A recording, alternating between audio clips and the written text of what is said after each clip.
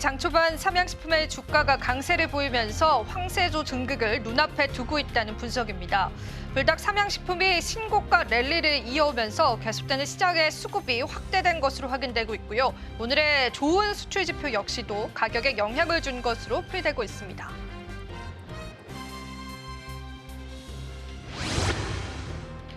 두산이 올해 1분기 실적 발표에 힘입어서 2일 장 초반 강세를 나타냈습니다. 두산그룹의 지주사인 두산은 자회사를 포함한 연결 실적에서는 다소 부진한 모습을 보였지만 전자 비즈를 중심으로 한 합체 사업에서는 사상 최대 규모의 호실적을 거두면서 관련주들의 흐름이 몰린 것으로 풀이됩니다.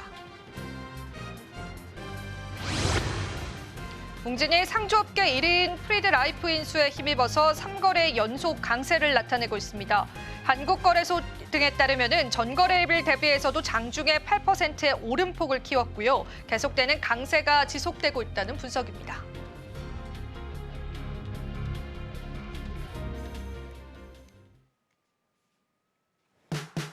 시청자 여러분 안녕하세요. 마켓 쇼쇼쇼 진행을 맡은 이지영입니다. 자, 우리 시장 금요일 마감 시장 향해서 가고 있습니다. 5장에서는 다소 시장의 상승이 누그러들긴 했지만요. 그래도 좋은 흐름들은 유지해 오고 있는데요. 자, 오늘 저와 함께 지수의 흐름들 살펴보도록 하겠습니다. 어떤 흐름 보여주고 있는지 실제로 수치적으로 한번 체크해 보도록 하겠습니다. 자, 오늘의 코스피 코스닥 지수입니다. 코스피 지수는 다시금 2550선을 회복해주면서 2559포인트, 코스닥은 722포인트 나타내고 있고요. 양지수 모두 다 오전 중에 V자 반등을 해주면서 시장의 상승을 이어갔습니다. 하지만 지금 현재는 다소 수급은 소강된 모습들 확인되고 있습니다.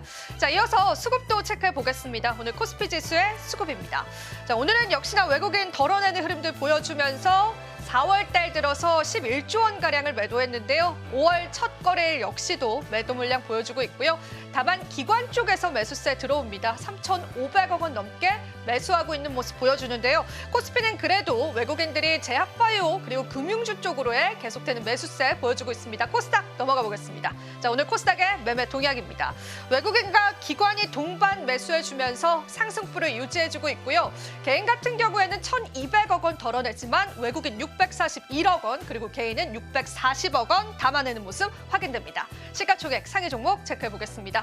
코스피 시총 상위 종목에서는 삼성전자와 그리고 SK하이닉스 엇갈린 모습 나와주고 있죠. 사실 오늘 4월 수출 지표상을 하는 반도체 역대 최대의 수치를 기록했음에도 불구하고요. 삼성전자에 관한 전망은 여전히 좋지 않습니다. 하지만 HBM 쪽에 관한 좋은 수출 기록을 기록했던 SK하이닉스는 오늘 시장에서 4%의 강세 나타냅니다. 삼성바이오직스와 하나에어로스페이스도 다시금 상승 양상 보여줍니다. 코스닥 시총 넘어가 보겠습니다. 자, 오늘의 코스닥 시가총액 상위 종목입니다. 외국인이 제약바이오 쪽으로의 매수세를 좀 보여주고 있는데요. HLB와 알테오젠은 상승하는 흐름 보여주고 있고요. 오늘 에코프로비엠은 2%의 강세, 반면에 에코프로는 1%의 약세를 나타내고요. 오늘 로봇주 대장주인 레인보우 로보틱스도 1% 강세 나타내고 있습니다. 그래도 시총 상위주들이 나쁜 흐름은 아닌 것 같습니다. 오늘 시장 다양한 관점도 있는 만큼요. 저희가 준비한 내용도 여러분들 함께 살펴보시면 좋겠습니다. 자, 그럼 마감 시장과 그 이후의 시장까지도 저희와 함께 해보시죠. 마켓 쇼쇼쇼 출발합니다.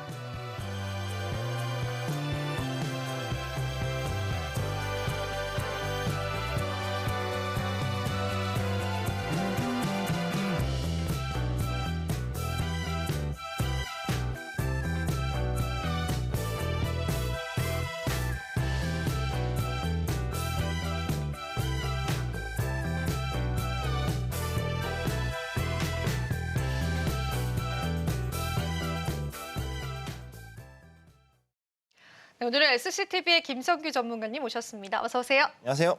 네, 저랑 마감 시장 살펴보셨는데요. 마감 향해 가고 있는 우리 시장 또 어떻게 보고 계실까요?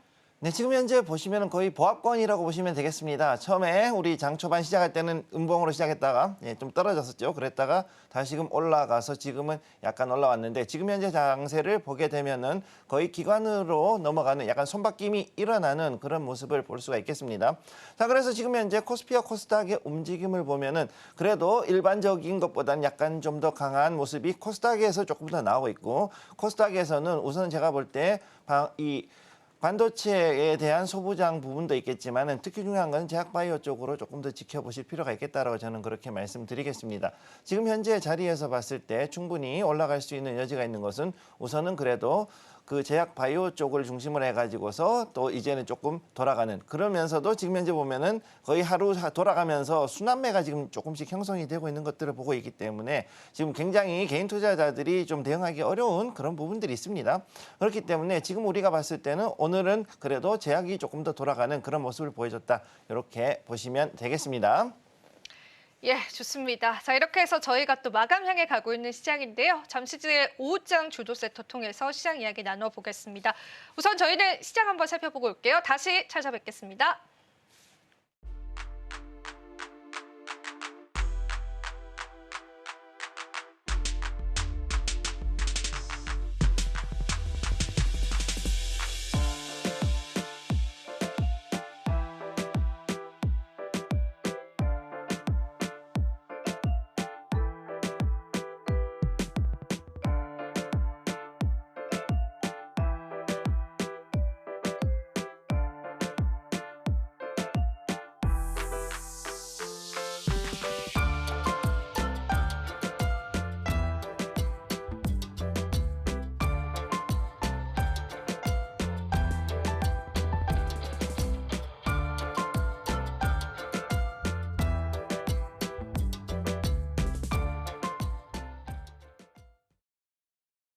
오후장 주도 섹터 살펴보겠습니다. 오늘의 오후장 주도 섹터 바로 한번 열어보겠습니다. 자, 오늘 주제는 AI 쪽인데요.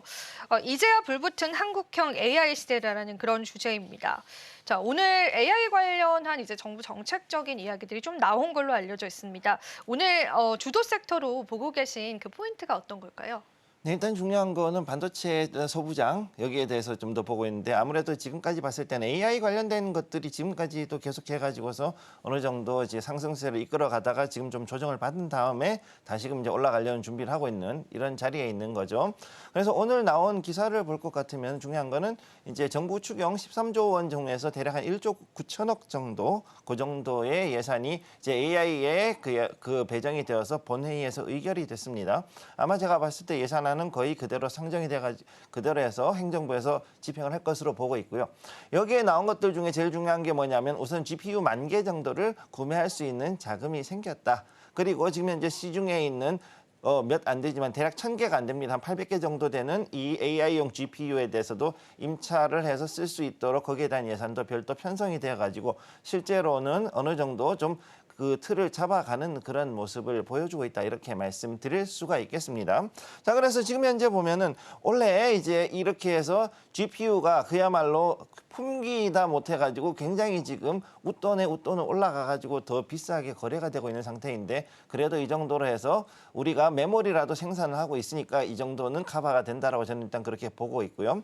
또 그래서 앞으로 이제 남아 있는 거 AI 반도체에 대해 가지고 이제는 골든 타이밍이 왔다. 즉 지금부터는 쿠다를 베이스로 하는 엔비디아 계열의 GPU, 그 다음에 그 이외에 그 반 엔비디아 쉽게 해서 ARM이라든가 혹은 이 브로드컴 쪽 계열로 해가지고서 갈라지는 이러한 또 다른 NPU 계열의 이런 그 AI 반도체들이 다 한번 접전을 치르지 않을까라고 보고 있습니다.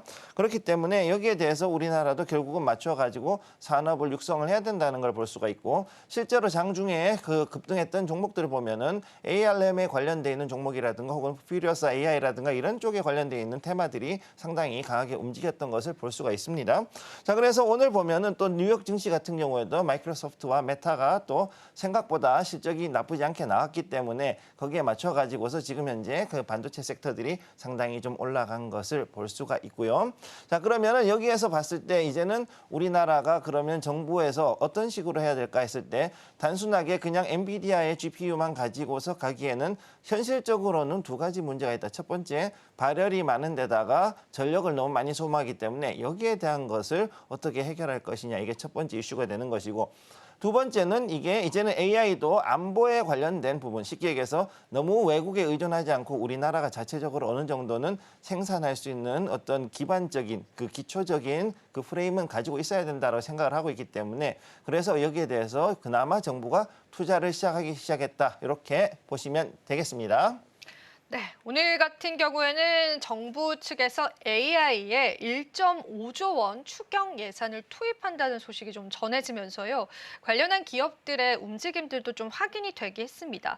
자, 그러면은 이제 전문가님께서 짚어주신 것처럼 저희가 지금은 AI 추경이 이제 확정이 된 상황에서 이쪽 섹터를 봐야 된다면은 그 안에서도 어떤 기업들을 기준점을 가지고 좀 봐야 되는지도 좀 힌트를 주실 수 있을까요? 일단은 시스템 반도체 중심으로 하는 기업들을 중심으로 봐야 되는데 일단 뭐 가온칩스라든가 아니면 뭐 이제 자람 테크놀로지라든가 여러 가지 기업들이 있잖아요. 그럼 이런 기업들을 중심으로 해가지고 좀 더 봐야 되고 그리고 특히 중요한 건 뭐냐면은 ARM과 관련돼 있다든가 혹은 삼성전자와 관련이 돼가지고서 움직일 수 있는 그런 업체들을 중심으로 봐주시는 게 좋습니다. 왜냐하면은 이미 그 전체적인 점유율 80% 이상을 차지하고 있는 엔비디아 계열로 봤을 때는 사실 우리나라는 거기에서 특별하게 뭔가를 그 기술을 가지고 오기에는 지금 이제 트럼프 행정부가 들어오다 보니까 그런 부분에 대해서 굉장히 민감하게 반응할 수 있어요, 미국에서. 그렇기 때문에 그런 그 엔비디아와의 연계보다는 그런 걸 봤을 때는 결국은 SK 하이닉스의 HBM 메모리 이외에는 사실 시스템 메모리로서는 시스템 반도체죠. 시스템 반도체로서는 그거를 가기는 쉽지가 않다. 이렇게 말씀을 드리겠고요. 그렇기 때문에 결국은 뭐냐면은 비메모리 쪽에서 시스템 반도체 설계를 전문으로 하는 회사들을 중심으로 우선 보되 그다음에 또 AI 소프트웨어와 관련해가지고 같이 연결해야 되니까 결국은 이 두 가지가 같이 갈 수 있는 기업들, 즉 두 가지 섹터를 중심으로 봐주시면 되겠습니다. 네. 사실 오늘 또 시스템 반도체 관련주들이 좀 움직임이 나타내기도 하고요. 반도체 이렇게 물론 하이닉스는 오르지만 이제 대형주보다는 중소형주 쪽으로 확실히 좀 수급이 들어오는 것 같기는 합니다. 네. 그래가지고 우리가 그 관점에서 보면 될 것 같고 저희가 조금 더 이제 다시 이야기로 돌아오자면 정부 측에서는 근본적인 질문을 할 수 있을 것 같아요. 왜 이제 와서 AI 쪽에 관한 투자를 확대를 할까? 그 부분에 관한 이제 투자자분들의 의문도 조금 있더라고요. 어떻게 보세요? 지금 이 부분은 사실은 어떻게 보면은 약간은 경제 외적인 부분에 조금 더 중심을 둬야 된다고 봐는 거죠. 만약에 여기에 대해서 우리가 그러면은 경쟁을 한다 그랬을 때, 자, 그러면 경쟁을 했을 때 우리가 그러면 자금이라든가 인력적이라든가 혹은 다른 여러 가지 인프라적인 측면에서 봤을 때 그러면 미국이 개발하는 거하고 했을 때 과연 비교하거나 그거를 따라갈 수 있겠느냐 했을 때 거기에 대한 것들이 아직은 좀 부족한 게 사실이고 그다음에 실제로 그러니까 예전에 하기도 그래요. 한 6, 7년 전만 해도 AI라는 것이 나오기 전에는 딥러닝이라 불렀죠. 사실 우리가. 그러면 딥러닝 시절에 비해 가지고 지금 비약적으로 AI의 기술 자체가 하드웨어도 그렇고 소프트웨어도 그렇고 굉장히 많이 발달을 해 있는 상황입니다. 그러다 보니까 여기에 대한 것들이 이제는 따라가서 잡기 위해서 쉽게 얘기해서 어느 정도는 그전에는 아무것도 없는 베이스였기 때문에 엄청나게 많은 그 자본과 인력이 투자가 돼야 된다면은 지금은 기반이 잡혀 있는 상태이기 때문에 거기에서 따라잡는 건 상대적으로 쉽거든요, 사실은. 그래서 지금 이 시점에 왔을 때 비로소 들어가는 것도 나쁘지 않다라고 판단해서 정부가 아마 여기에서 대응을 하지 않았는가 그렇게 보고 있습니다. 네, 좋습니다. 저희가 그러면은 바로 전문가님께서 눈여겨보고 계시는 최선호 기업을 좀 살펴볼게요. 지난 시간에는 삼성전자 또 말씀을 해주셨잖아요. 근데 이제 오늘 같은 경우에는 조금 그래도 중소형주 쪽으로 볼까요, 저희가? 네, 지금 현재 중소형주 아까 말씀드렸던 여러 가지 종목들 있지 않습니까? 그래서 시스템 반도체 특히 이제 저는 ARM 계열로 해가지고 주로 얘기를 하는데 개인적으로는 이제 메커스를 주로 이제 말씀드리고 싶습니다. 오늘 종목은 메커스 같은 경우 이 종목이 그 비메모리에 관련돼 있는 여러 가지를 제작하는 회사라고 보는데 이 그 고객사가 상당히 좀 화려합니다. 생각보다. 자, AMD, 자일링스, 그다음에 이제 그다음에 르네사스, 그다음에 여기 보면은 또 이 다른 메이컴 이런 업체들이 지금 현재 연결이 돼 있어요. 그리고 ARM도 지금 연결이 돼 있는데 이 업체들의 특징이 뭐냐면은 이 중에서 둘은 지금 현재 그 AI 반도체 그 GPU를 만들고 있는 업체 AMD하고 그다음에 여기 아까 말씀드렸던 ARM 같은 경우는 그거를 이미 개발해 가지고서는 엔비디아 말고 다른 쪽으로 해서 NPU를 만드는 그쪽 아키텍처랑 연결이 돼 있는 데다 보니까 상당히 이쪽과 연결이 있습니다. 그리고 또 중요한 거는 여기 나오지 않은 르네사스라는 기업인데 여기가 파워하고 발열 관리를 굉장히 잘해요. 일본 회사인데. 그러면 얘네들하고 지금 현재 이걸 하고 있다, 이 여러 가지 총판하고 그다음에 여기하고 이제 제휴를 하고 있다면은 여기에 대한 기술들이 앞으로는 굉장히 중요해집니다. 왜냐하면 지금 현재 그 엔비디아가 만들고 있는 이 GPU들은 문제가 뭐냐면 엄청나게 열이 많이 나는 거거든요. 그러면은 이 반도체에서 발열이 심하게 나면은 가장 큰 문제가 뭐냐면 제대로 된 성능의 수명을 보장해 줄 수가 없습니다. 보통 일반적으로 한 3년 정도 주기를 봐주는데 이렇게 열이 과열하게 나면은 3년이 아니라 한 1년 반에서 2년 정도를 버티기가 힘들어지는 거죠.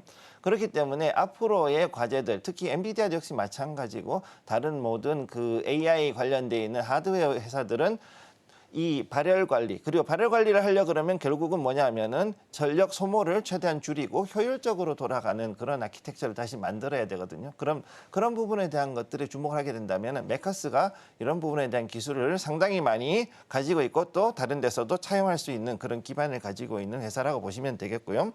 또 지금 보면은 실적이 굉장히 탄탄한 자리에 있고 또 거기다가 재무도 또 굉장히 강합니다. 어느 정도냐면은 지금 우리 물건 사가시면은 만약에 돈이 부족하시다 저희가 할부해 드릴게 이 정도 얘기할 수 있을 정도로 굉장히 자금이 빵빵한 기업입니다. 그러니까 함부로 망하거나 그러지 않고 또 거기다 추가적으로 투자까지 할 수 있는 기업이다 보니까 저는 메커스가 지금 봤을 때는 굉장히 괜찮은 종목이라고 보고 있습니다. 예, 좋습니다. 메커스 최선호 기업으로 꼽아주셨습니다. 기억해 보시면 좋겠고요. 5장 주도 섹터 두 번째 섹터로 넘어가 보겠습니다. 오늘 두 번째 섹터 한번 열어주시죠. 방산 쪽 보겠습니다. 오늘 좀 방산 쪽에 관해서 몇 가지 이슈가 있었습니다. 일단 하나 에어로스페이스도 목표 주가 상향에 관한 이야기도 나왔고 그다음에 이제 트럼프 효과의 방산 대기업 탄생에 관한 이야기도 좀 나오고 있는데요. 방산주에 이제 다양한 모멘텀이 있잖아요, 전문가님. 네. 그중에서 지금 시점에 우리가 딱 주목해 봐야 될 모멘텀이 있다면 어떤 게 있을까요? 앞으로 전쟁 더 많이 난다는 거죠. 이건 좀 슬픈데요. 네, 방산주 올라간다는 건 절대 좋은 일이 아닙니다. 왜냐하면 세상이 시끄러워진다는 얘기죠. 자, 지금 여기에서 많은 분들이 좀 헷갈려 하시는 부분이 있는데 지금 그동안의 평화가 너무 오랫동안 지속이 되다 보니까 가장 큰 문제가 뭐였느냐 하면은 쌓여있는 재고 무기들을 어떻게 털까를 가지고 고민을 하던 나라들이 많았다는 거죠. 그런데 최근에 우크라이나하고 러시아 전쟁으로 인해 가지고 그동안에 엄청나게 많이 쌓여있던 재고 무기들이 다 떨었습니다. 솔직히 말씀드리면. 그런 상태이기 때문에 지금 이제 신규로 신형의 무기들 그다음에 새로운 탄약들을 그런 것들을 다 이제 갖다 놓고 미사일도 새로 갖다 놔야 되고 이런 상황이 되다 보니 결국은 방산업체가 호황이 되는 웃픈 현실을 지금 우리가 만나고 있는 건데 지금 현재 봤을 때 그 우리나라에서 3대 업체 하나에어로스페이스 그다음에 현대로템 그리고 지금 LIG 넥슨이 지금 들어왔는데 이 세 개가 이 인력을 굉장히 확충을 했습니다. 그런 부분에서 봤을 때는 결국은 앞으로 조금 더 전 세계가 조금은 더 이제 그 군비에다가 자금을 더 투자하지 않을까라고 저는 그렇게 보고 있습니다. 예, 좋습니다. 그러니까 이제 각국의 방위비가 계속 지출될 것이다라는 그런 관점에서 전문가님 말씀을 해주시는 거죠. 네. 일단 아무래도 이제 미국 측에서는 각국의 방위비를 늘릴 수밖에 없는 그런 정책들을 계속 추구하고 있기 때문에 그 부분 때문에 긴 관점에서 좋다고 보시는데 일단은 이 방산주들 같은 경우에는 지금까지는 좀 부각을 받았었던 시간이 꽤 길었잖아요. 그래서 다시금 우리 시장의 주도주가 될 수 있을까에 관해서는 좀 물음표가 남는 것 같습니다. 어떻게 보세요? 일단 시총 자체가 그렇게 크지가 않죠. 예. 첫 번째 말씀드리고 싶은 게 미국도 방산은 1% 정도밖에 시총이 되지 않습니다. 그렇기 때문에 방산 카르텔이란 말이 그렇게 쉽게 나올 수 있는 게 아니고 음모론적인 얘기에서도 그런 얘기는 별로 할 수가 없습니다. 사실은.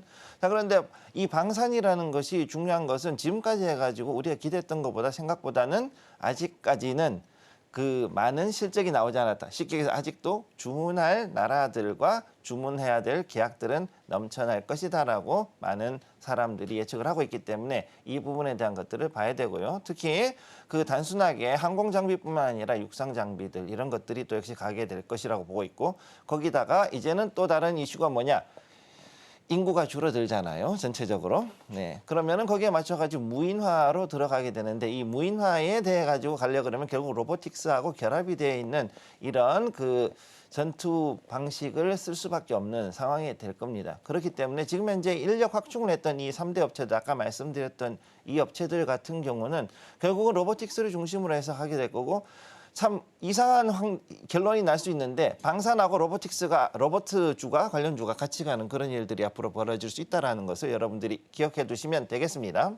예, 사실 저희가 또 전문가님과 오늘 이 이야기를 나눴던 건 앞서도 언급을 해주셨지만 방산 빅3 기업들이 1,600명의 인력을 확충했다는 소식이 좀 전해졌습니다. 임직원 총 16,630명으로 늘어나면서 정말 이게 사업이 잘 되고 있구나. 그래서 인력이 더 필요하구나. 이런 또 해석이 있었는데 그게 과연 주가적인 측면에서는 어떻게 좀 해석을 해봐야 될까에 관해서는 역시나 이제 궁금증이 좀 많았던 거죠. 저희가 그런 부분들을 조금 계속 이야기 나누고 있는데 일단은 수출 자체도 이제 굉장히 좀 좋게 나온 걸로 좀 알려져 있잖아요. 그래서 우리가 이제 방산 빅3들이 이제 워낙 주목을 많이 받았으니까 그 외에 부품사들 쪽에 관한 수혜도 좀 예상해 볼 수 있지 않을까라는 그런 말씀도 좀 드려보고 싶은데 어떻게 보실까요?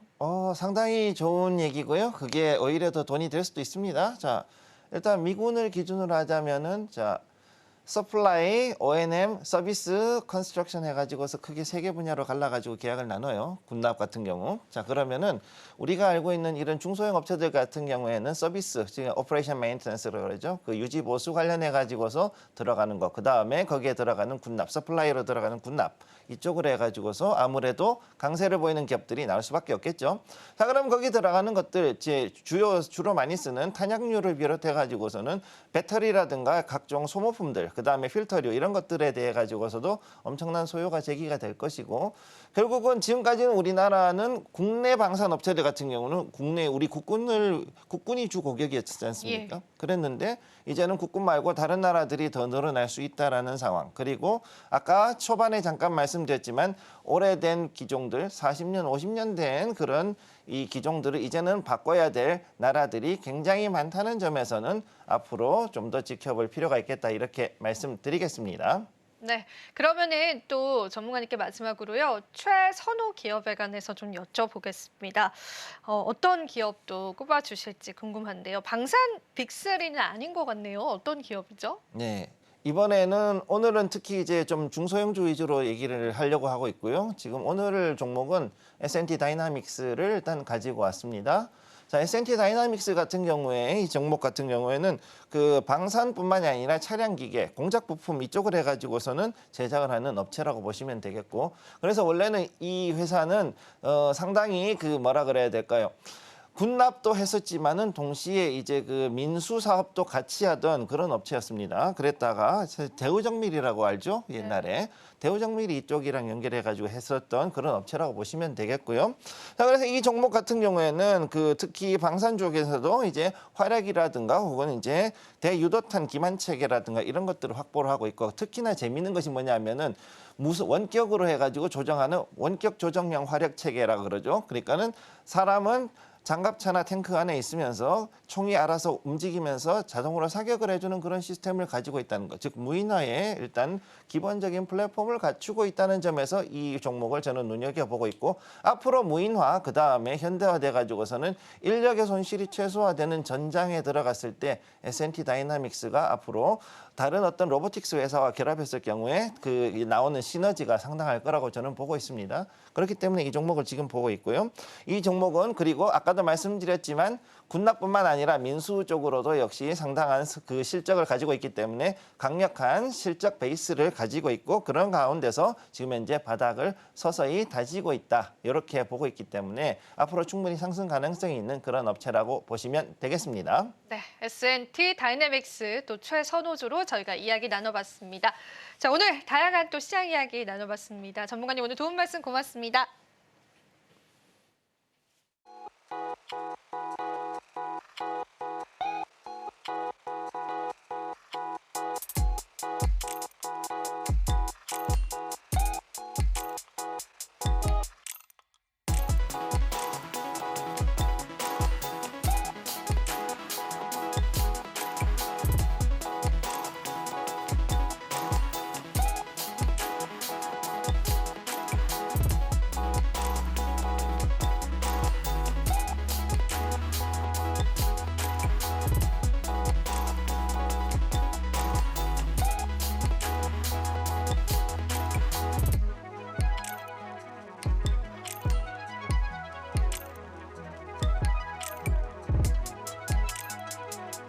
네, 장 마감까지 얼마 남지 않았습니다. 오늘 시장 강하게 나눴던 업종과 종목은 어떤 게 있을까요? 먼저 상승하는 업종부터 체크해 보도록 하겠습니다. 먼저 상승하는 업종, 오늘 로봇이 상승해줬습니다. 전일에 근로자의 날로 쉬고 돌아왔는데 오늘 시장의 상승을 이끌었던 거 바로 로봇 업종이 상승 이끌었습니다.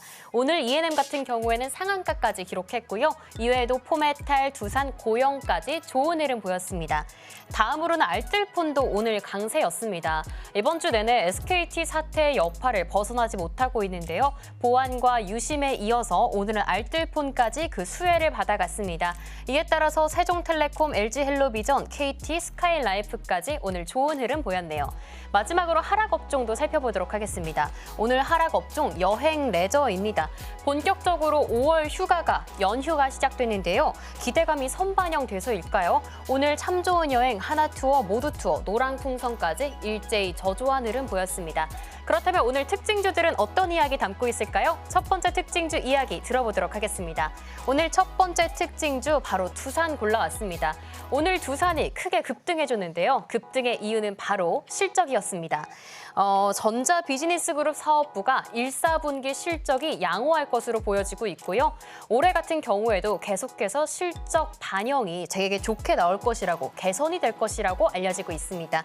이에 따라서 오늘 기대감 받아갔는데 다만 두산의 1분기 매출과 영업이익은 감소했다는 점이 눈에 띕니다. 사실은 전년 동기 대비 3.7% 그리고 각각 42.9% 감소했는데요.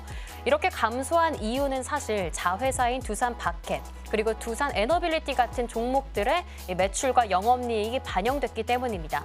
하지만 두산 자체의 실적은 양호했는데요. 매출과 영업이익 각각 83% 그리고 386% 상승했습니다. 특히 전자비즈니스 그룹 덕분에 앞으로 잘 나갈 것이란 예상과 함께 증권가들이 목표 주가를 상향 조정하기도 했습니다. 그렇다면 오늘 두산 어떤 급등 흐름 보였을까요? 오늘 급등 흐름입니다. 현재 8.9% 넘게 상승하기도 했고요. 장중에는 34만 6천 원까지 터치하기도 했습니다. 다만 수급은 외국인과 기관이 모두 팔아낸 점 주목하셔야 될 것 같습니다. 혼란스러운 우리 시장에서 믿을 건 역시 실적인데요. 앞으로 두산 그리고 두산 그룹주들이 어떤 흐름 보일지 계속 주목하셔야겠습니다. 다음 특징주도 만나보도록 하겠습니다. 두 번째 특징주 바로 세종텔레콤 가져왔습니다. 이거를 연속 상한가 직행했던 종목이었습니다. 아무래도 SK텔레콤의 일부 이용자의 유심 정보가 유출되면서 그에 대한 반사 이익을 얻을 것이란 기대감 함께 이어지고 있는데요. 특히 정부가 SK텔레콤이 이 유심 부족 현상이 해결될 때까지 신규 가입자를 받지 못하게 조치를 취하면서 더욱더 이 수혜가 강해졌습니다. 물론 이 조치는 행정 지도이기 때문에 강력한 권고성 조치이고 행정 명령에 비해서는 강제력이 약하지만요. 하지만 이에 대해서도 구속력이 아예 없는 건 아니기 때문에 SK텔레콤의 주가는 내리고 이러한 이제 알뜰폰과 같은 종목들의 수혜는 더 깊이 올라갔습니다. 그렇다면 오늘 어떤 장중 흐름 보였을까요? 오늘 장중 흐름 체크해 보겠습니다. 오늘 장중 흐름입니다. 오늘 정말 강했습니다. 장중에는 상한가 터치하기도 했던 종목이었습니다. 현재는 11% 넘게 상승하고 있고요. 3,805원 지나가고 있습니다. 연일 횡보만 하던 종목이 SKT 사태 이후에 이렇게 급등의 급등까지 이어지고 있습니다. SKT 사태가 어떻게 정리될지와 함께 지켜보셔야겠는 종목이겠고요. 다만 이 재료가 소멸되면 어떻게 흘러갈지도 주의하셔서 투자 판단 주의하셔야 될 것 같습니다. 그렇다면 다음 하락 업종에서는 어떤 특징주 골라봤을까요? 마지막 특징주 살펴보겠습니다. 오늘 마지막 특징주 참 좋은 여행 골라봤습니다.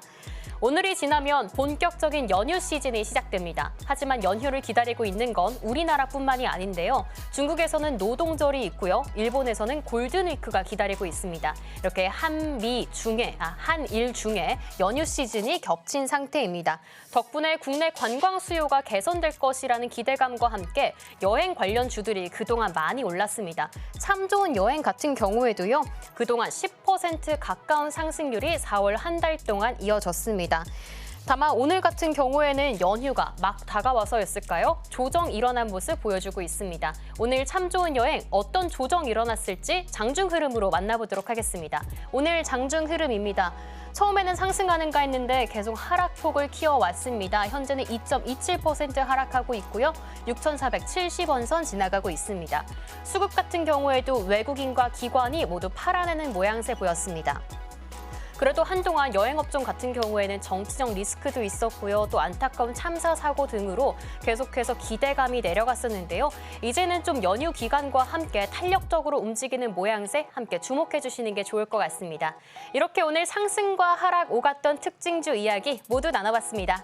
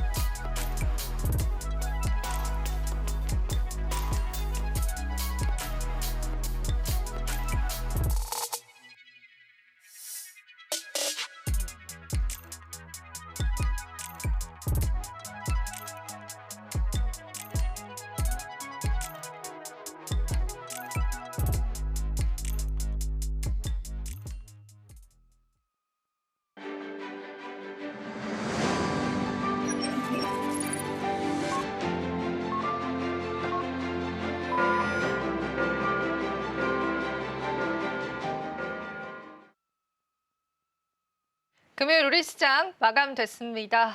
오전장의 상승폭을 다시금 반납해주는 양상이었는데요. 코스피 지수가 0.12% 약보합 상승, 코스닥도 0.6% 약보합 상승 나타냈습니다.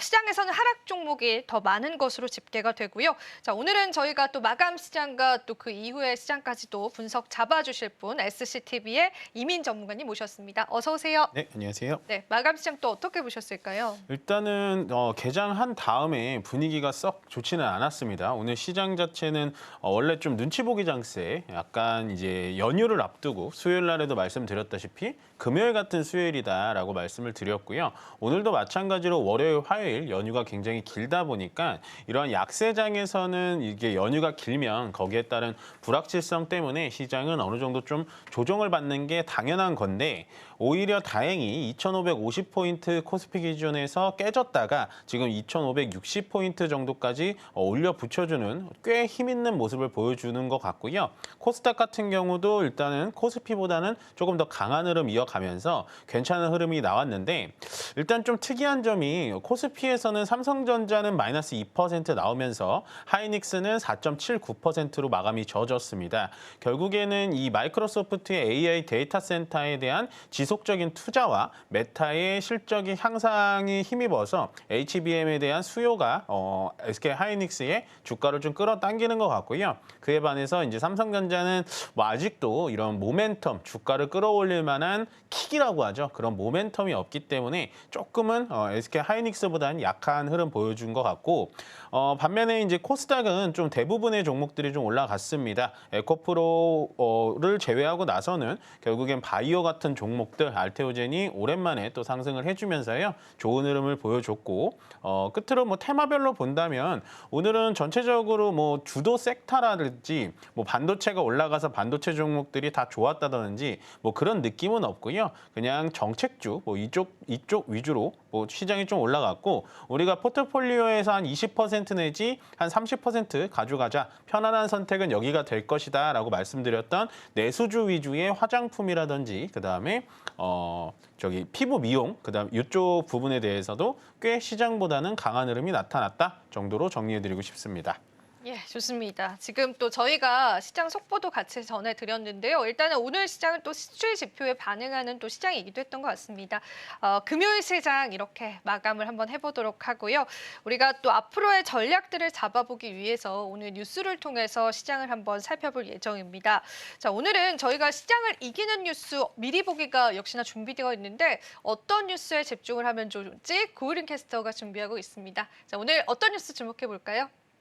네, 시장을 이기는 뉴스 미리 만나보는 코너입니다. 오늘의 뉴스 바로 애플인데요. 애플이 실적 발표를 했습니다. 이번 실적은 월가의 전망치를 웃도는 실적인데요. 하지만 주가는 실적과 반대되는 엇갈리는 흐름을 보였습니다. CNBC를 비롯한 주요 외신들에 따르면 애플은 3월 마감된 회계연도 2분기 매출이 954억 달러, 하나로 137조 원으로 집계됐다고 발표했습니다. 주당 순이익은 1.65달러였습니다. 이 같은 매출과 주당 순이익은 월가 전망치인 946억 6천만 달러와 주당 1.63달러를 상회한 수치입니다. 또 매출과 순이익은 지난해 같은 기간에 비해선 각각 5%와 4.8% 늘었습니다.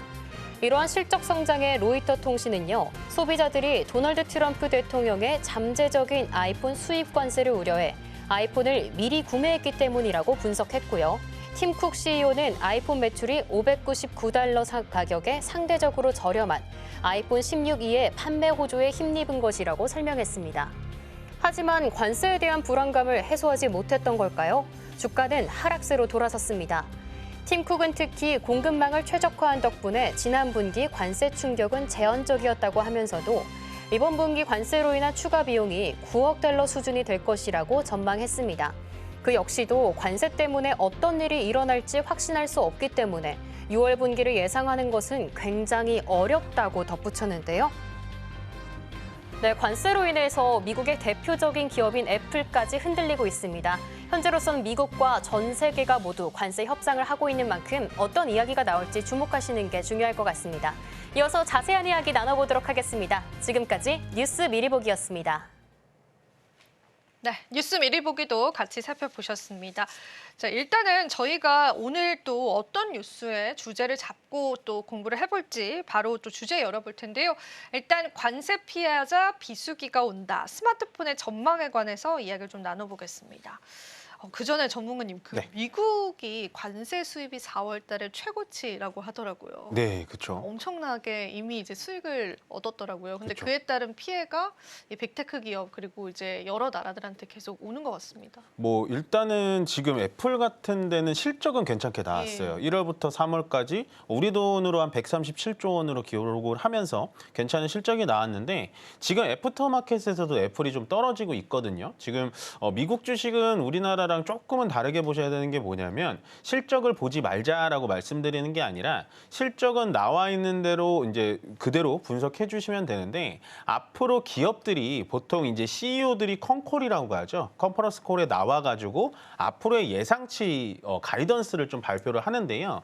지금 애플이 어느 정도 좀 심각하냐면 이번 2분기 때 발표는 좀 잘 나왔지만 다음 분기 실적 가이던스 발표를 아예 하질 못했어요. 그러니까 더 낮게 발표를 해도 안 될 것 같고 더 높게 발표를 잘못했다가는 미국 주식들은 가이던스대로 완전히 못 가게 되면 주식이 폭락하거든요. 그런 게 바로 우리나라의 이런 가이던스랑은 좀 다른데 심지어 그래서 미국의 이제 팀쿡 CEO가 얘기한 거는 결국에는 관세 영향 때문에 앞에 예상하지를 못하겠다라고 허심탄회하게 좀 얘기를 했던 부분인 것 같고요. 다만 시장에서는 애플의 실적 자체가 2분기에는 굉장히 좋게 나온 게 결국에는 수요자들이 미리 아이폰을 교체했다라고 얘기를 하는데 아무래도 팀쿡 CEO는 도널드 트럼프 대통령의 눈치가 좀 보이다시피 아이폰에 이번에 16E라고 하죠. 저렴한 그 라인업이 좀 잘 팔려서 실적이 잘 나왔다라고 애둘러 말하긴 했는데 뭐 아마도 여러분들 뉴스를 많이 보시면 뭐 미국 직접 소비자들이 많이 미리 구매를 했다라고 생각을 해보시면 될 것 같습니다.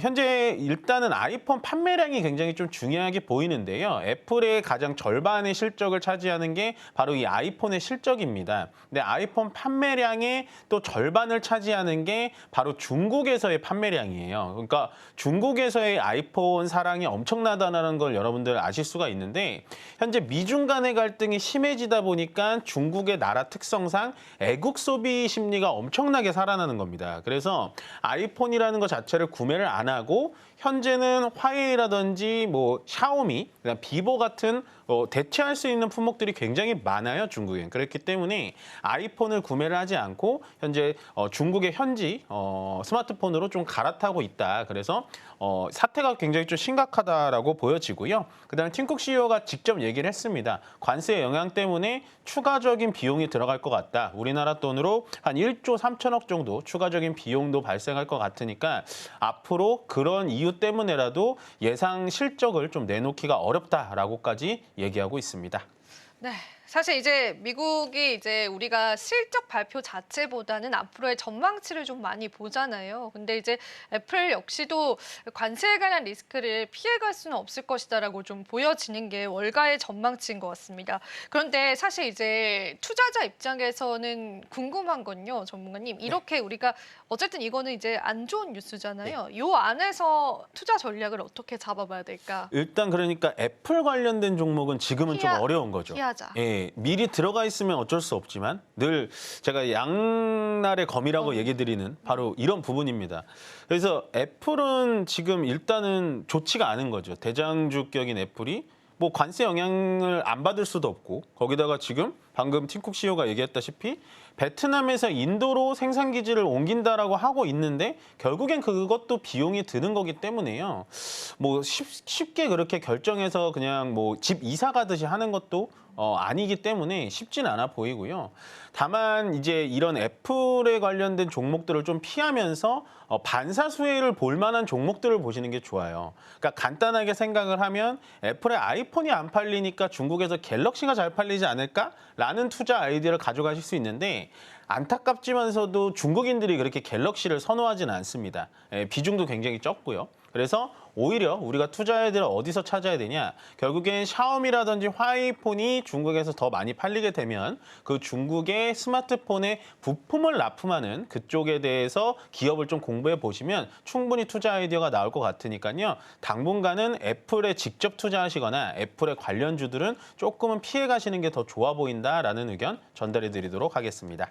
사실 우리가 시장에서 애플 관련주다라고 한다면 가장 먼저 떠오르는 기업이 있죠. 이 OLED 관련 기업. 네. 이쪽 섹터를 그러면 우리가 최근에는 좀 긍정적인 증권가 전망도 보긴 봤었는데 네네. 이제는 이 악재가 꼈기 때문에 안 보는 게 맞겠네요. 뭐 일단은 요즘에 이제 리포트 나오는 걸 보면은 결국에는 이제 디스플레이 업종이 계속 적자가 나다가 흑자로 전환해서 이제 좋게 리포트가 나오는 건데 주가에 반영이 돼가지고 다음 실적이 좋게 나올지는 아무도 모르기 때문에요.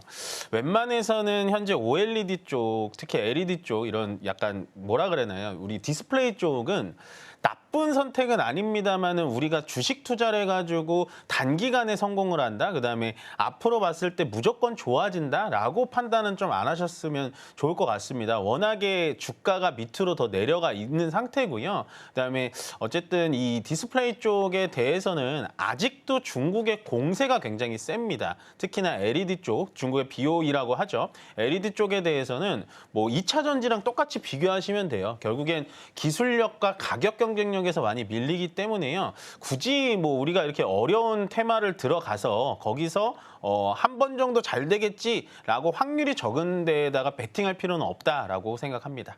네, 좋습니다. 이게 사실은 전략 자체를 잡기에는 우리가 아직은 여러 가지 요인들을 좀 확인을 해봐야 될 것 같아요. 그래서 뭐 이미 보유하셨던 분들은 어쩔 수 없지만은 추가 매수라거나 신규 매수를 하시는 분들은 다양한 사항들을 좀 봐야 될 것 같습니다.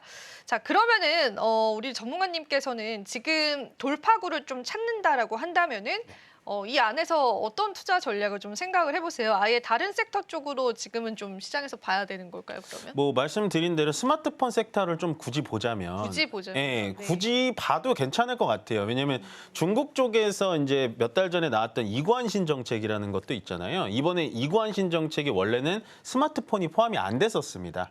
예, 그냥 일반 가전제품이라든지 이런 것만 포함이 됐었는데 그렇기 때문에 스마트폰의 교체가 계속해서 일어나지고 있고요. 근데 이제 이럴 수도 있죠. 이관신 정책을 위해서 스마트폰에 보조금을 주는데 그럼 아이폰도 잘 팔리는 거 아닐까라고 생각하실 텐데요. 이관신 정책에는 또 이 가이드라인이라는 게 있습니다. 그래서 아이폰은 그 가격에 안 들어가요. 그 가격 이상으로 비싸기 때문에 이관신 정책에 들어가진 않고요. 방금 말씀드렸던 또 아이폰이 중국에서 팔리지 않고 중국 폰이 팔리는 이유 중에 두 번째 큰 이유가 뭐냐면 이번에 애플이 신제품으로 나오면서 애플 AI 인텔리전스라는 기능을 넣었는데 이게 지금 중국에서는 실행이 되질 않습니다.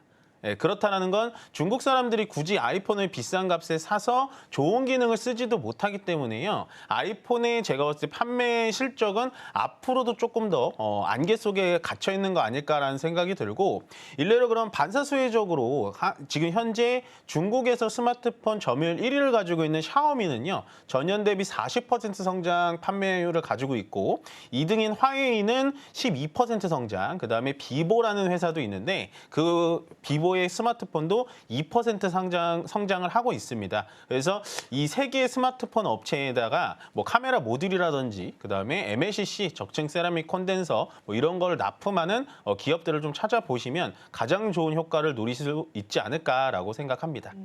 네, 스마트폰 안에 있는 섹터를 굳이 봐야 한다면 우리가 어떤 섹터에 좀 접근을 해보면 좋을지 그런 전망치들을 또 전문가님이 체크를 해주셨고요. 실제로 다른 사업과의 또 확장 영향성이 있는 그런 섹터군들인 것 같아요. 그래서 여러분들이 전략을 잡으실 때는 그 부분에 좀 집중을 해보시면 좋을 것 같습니다. 그러면 마지막으로 전문가님의 최선호 기업을 좀 들어보고요. 오늘 또 시장 전략 마무리해보겠습니다. 네.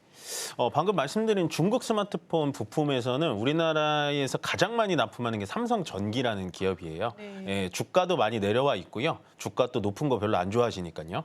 제가 그런 건 아니고요. 우리 시청자분들께서. 그러시죠. 그렇죠. 그래서 네. 지금 주가도 많이 내려와 있고 이런 모멘텀도 있고 물론 스마트폰에 국한돼서 지금 샤오미의 삼성전기가 카메라 모듈을 납품을 가장 많이 해주고 있어요. 근데 또 이렇게 물어보실 수 있죠.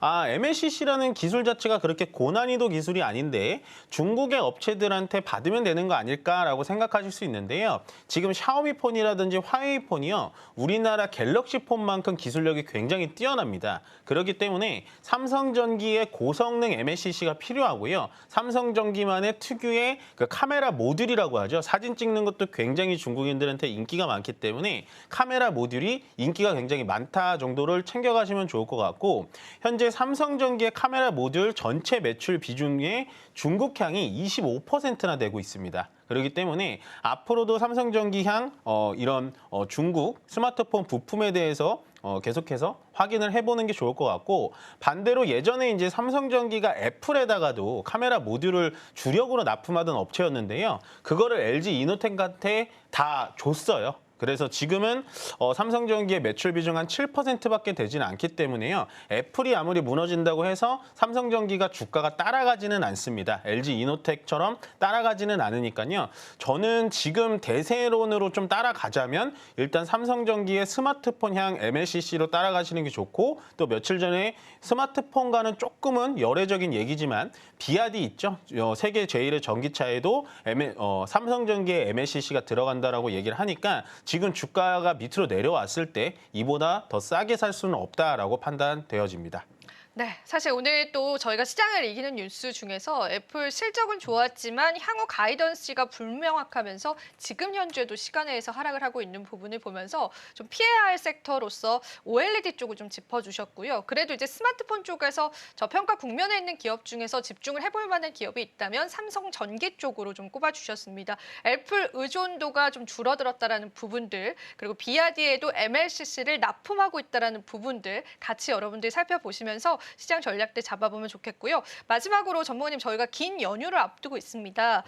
전략을 연휴 이후에는 어떻게 잡으면 좋을지 한마디의 포인트만 좀 부탁드려봐도 될까요? 좀 짧게 드리자면요. 네. 5월달 시장 오늘 첫 거래일이긴 한데요. 실질적으로 5월달에 본격적인 시장은 다음 주 수요일부터라고 생각하시는 게 좋아요. 왜냐하면 오늘 새벽에 미국 고용 보고서가 나오고요. 거기에 따라서 미국도 이제 금리 인하라든지 뭐 상승 여파가 나오고 지금 시장은 좀 어중뛴데 어쨌든 원달러 환율이 1,400원 초반대까지 내려왔거든요. 이렇다라는 건 어느 정도 시장은 좀 자리를 잡아주고 다음 상승의 동력이 뭐가 될지를 좀 아마도 고민을 할 겁니다. 그렇기 때문에 지금 시장에서 굳이 공격적으로 들어갈 필요 없고요. 다음 주 수요일까지 충분히 지금 시장을 좀 살펴보시고 약간의 생각의 여유를 가진 다음에 수요일부터 좀 여유 있게 접근하시는 게 좋고요. 연휴 동안에는 제가 봤을 땐 한마디로 정리를 해드리자면 주식 생각 안 하시고 그냥 좀 쉬셨으면 좋겠다라고 정리해드리고 싶습니다. 네. 듣고 싶던 또 말이었습니다. 전문가님과 또 다양한 내용들 나눠봤는데요. 자, 오늘도 도움 말씀 고맙습니다. 네, 고맙습니다.